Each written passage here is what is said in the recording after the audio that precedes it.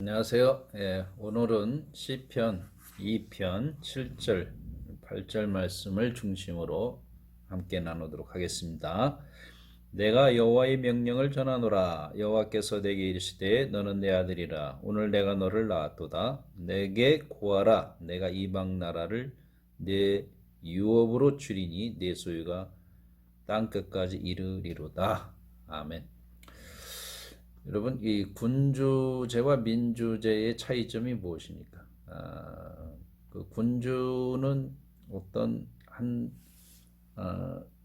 사람으로 인해서 그 일종의 보편주의죠. 그러니까 한 사람으로 인해서 나라가 돌아가는 거고, 민주주의는 국민 스스로 이렇게 주인이 되어서 어떤 책임감을 가지고 삶을 꾸려나가는 것이죠.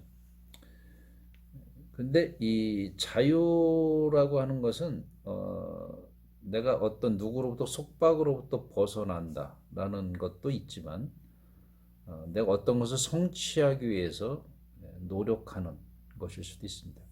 내가 무엇을 성취하는 그 고지에 올라가기까지의 고통이 따르는데, 이건 칸트가 한 말인데, 그 높은 위치 목적을 달성하면은 그때부터 자유를 누리기 때문에 그렇게 이야기를 한 것이죠. 그런데 군주제는 독재이기 때문에 자기에게 기회가 안 오죠. 군주에 의해서 돌아가기 때문에 이제 군주는 이제 독재가 될 수가 있습니다. 그런데 여러분, 만약에 이론적으로 이상적 국가, 그 플라톤이 얘기했지만, 군주제가 예를 들어서 정말 똑똑한 군주, 그리고 지혜로운 군주, 덕성이 많은 군주, 정말 백성을 자식처럼, 또 백성은 그 군주를 지아비처럼 그렇게 신뢰하고 존경하는 군주라면 민주주의보다 군주제가 훨씬 낫죠. 왜냐하면 많은 사람들은 그 스스로 그 자신의 삶을 개척할 수 있는 그 헤드가 없거든요. 대부분. 그 개미도 80%는 논다 그러잖아요. 거기 20%만 일을 하는 거죠. 그러니까 20%에 의해서 나라가 유지되는 거죠. 그러니까 우리 이 사람 사회도 똑같습니다. 대부분이 80%가 뭐를 해야 되는지 모르고 살아가는 거예요. 그래서 이 똑똑한 지혜자가 있으면 오히려 거기에 종속돼서 살아가는 게 자유롭다. 더 그렇게 이야기할 수가 있습니다. 근데 이 세상에는 그런 군주가 없다. 그래서 이상적 국가라는 말을 이상적이다. 그렇게 표현하고 있는 것이죠. 없다는 거죠. 쉽게 말하면 이루어질 수 없다. 근데 만약에 하나님의 나라가, 하나님이 우리가 정말로 내 인생을 던질 만큼 신뢰할 만한 분이냐 라고 했을 때 성경 전체 역사 속에서 그렇게 보여주고 있다라고 하는 것입니다. 그러니까 우리의 군주가 하나님이라면 우리는 그분 안에서 자유를 누릴 수 있는 거죠. 그게 진리가 너희를 자유케 하리라 그랬잖아요. 그러니까 진리가 너희를 자유케 한다는 건, 진리는 그냥 쉽게 말하면 아는 거거든요. 아는 거. 있는 그대로를 아는 것이거든요. 근데 우리는 있는 그대로도 몰라요. 인간이라는 건 어둠에서. 그래서 하나님이 내가 너희를 자유케 하리라. 진리를 알지니 진리를 자유케 하리라. 진리를 알아라 이거죠. 그러니까는 진짜를 알면은 자유해진다는 거죠. 근데 진짜가 누구냐? 하나님밖에 없다는 거죠. 하나님. 왜냐하면 세상을 창조하신 분이기 때문에 우리의 눈이 아무리 시력이 뭐 2.0이어도요, 잘 분간을 못해요. 우리는 우주가 거의 그 92%가 흑암 물질과 암흑 물질로 되어 있거든요. 우리가 보는 건 8%밖에 안 돼요.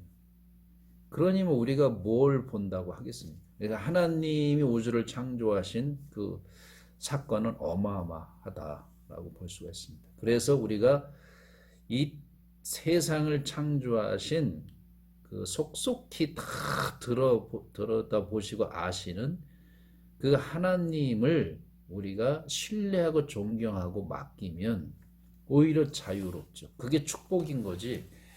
그냥 뭐 당장 앞에서 뭐 먹을 것이 있다 해서 또 혹은 누가 계속해서 먹는 것을 갖다 주고 돈다발을 갖다 준다고 해서 그게 축복이 아니다라고 하는 것입니다. 옛날에 저희 부친이 우리 형님이 이제 군에서 휴가 나온다고 해서 그 아버지가 닭을 잡으려고 닭을 이렇게 묶어놨어요. 한쪽에다가. 근데 이제 그 닭은 한 30분이나 1시간 후면 죽어요. 그런데 자기 죽을 운명을 모르고 그냥 앞에 있는 먹이를 잡으려고 묶어놔서 거기 거리가 안 되는데 발버둥을 치더라고요. 그걸 먹으려고. 그런 것과 똑같지 않나요? 우리 인생이 앞에 미래를 모르는. 근데 우리 하나님을 알면은 우리는 안전한 거죠. 왜? 미래는 우리가 보지 않아도 하나님이 보시기 때문에 하나님이 인도하심 따라서 가면 되는 거죠. 그래서 여기 7절에 내가 여호와의 명을 전하노라 했을 때 명은 영을 전하노라. 명령, 여기서 명령이죠. 옛날 성경 영이라고 되어 있는데 명령을 전하노라. 아주 해석을 잘했습니다. 그래서 여호와께서 내게 이르시되 너는 내 아들이라. 오늘 내가 너를 낳았도다. 이 아들, 이게 도대체 뭐냐라고 하는 것입니다. 다윗은 왕인데 그 왕자를 자신의 왕자를 어떤 세상의 군왕들처럼 그러한 명예, 세상의 명예 그런 쪽으로 두지 않고 하나님의 소명으로 받은 왕위로 생각을 하죠. 그래서 이제 그것을 전하노라 이렇게 하는 거죠. 영을 내리는 거죠. 왕으로서 선포하는 거죠. 근데 그게 뭐냐? 그 권위적인 그 선포가 누구를 얘기하느냐? 바로 이제 예수 그리스도. 예수 그리스도는 만왕의 왕이죠. 그러니까 다윗의 왕자와 그 만왕의 왕 예수 그리스도와 동일성을 본질을 의미론적으로 그렇게 가지고 있다라는 것입니다. 일종의 계시죠. 계시적 차원에서 다윗이 왕의 이름을 가지고 나타난 것이죠. 그래서 왕은 통치라는 의미가 있으니까요. 그래서 이제 이 예수 그리스도는 하나님의 아들로서 나왔다는 건 우리가 사랑하는 연인과 함께 만나서 결혼해서 애를 낳은 그런 개념하고 다릅니다. 성삼위일체는 그런 개념이 아니에요. 하나님이 예수님을 낳았다라고 했을 때는 아무것도 없는 무에서 이렇게 딱 나온 게 아니죠. 물론 육체는 그럴 수 있지만 본질 자체는 하나님으로부터 발출된 것이죠. 나오신 것이죠. 그래서 그것이 하나님 나라고 하나님의 통치고 하나님의 주권, 하나님의 뜻이다라고 이야기할 수가 있는 것입니다. 그래서 이것에 종속돼서 사는 것이 가장 행복한 것이다. 이것을 얘기하고 있고 8절에 내게 구하라 내가 이방 나라를 내 유업으로 주리니 내 수혜가 땅끝까지 이르리라. 이런 것이죠. 널리 하나님 나라가 유업으로 퍼져나가는 거죠.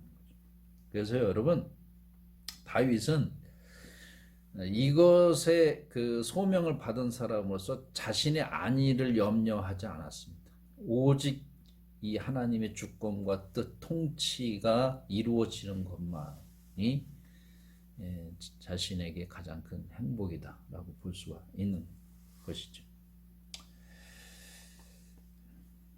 이 세상 나를 버려도 나 두려움 없네 내 한량 없는 영광은 십자가 뿐이라. 찬양처럼 다윗도 그렇고 예수님도 그렇고 하나님의 나라가 온 세상에 성취될 수 있다면 그런 자신은 아무래도 상관이 없다라고 고백을 하고 있는 것이죠. 그 직분 자체가요. 왕으로서 세상에 명예를 얻는 왕이 아니고 통치, 하나님 나라의 통치라는 말을 전하기 위해서 사용되었다라고 보시면 되겠습니다. 그래서 여러분, 고라자손의 시처럼 주의 궁정에서 한날이 다른 곳에서 첫날보다 나은즉 악인의 장막의 과음보다 내 하나님 문지기로 있는 것이 좋사오니라고 하는 것처럼, 여러분, 우리가 주님의 나라 속에 살아가는 일, 그것이 내 삶의 전부고 내 소망이고, 당장 내가 먹을 것이 없다 할지라도 그러한 하나님의 뜻을 내가 품고 있다는 것 자체로 배부르고 행복하고 만족한 삶이 되어야 될 줄 믿습니다. 기도하겠습니다. 하나님 아버지, 오늘도 우리 하나님의 말씀을 품고 주님의 통치와 주권 속에서 종속되어 살아가기를 원합니다. 진정한 자유함을 맛보길 원하고 그것이 우리의 진정한 축복이고 행복인 줄 믿습니다. 주님의 뜻을 따라 살아갈 수 있는 저희 모든 주님의 자녀들이 되도록 함께하여 주시옵소서. 예수 그리스도의 이름으로 기도합니다. 아멘. 샬롬.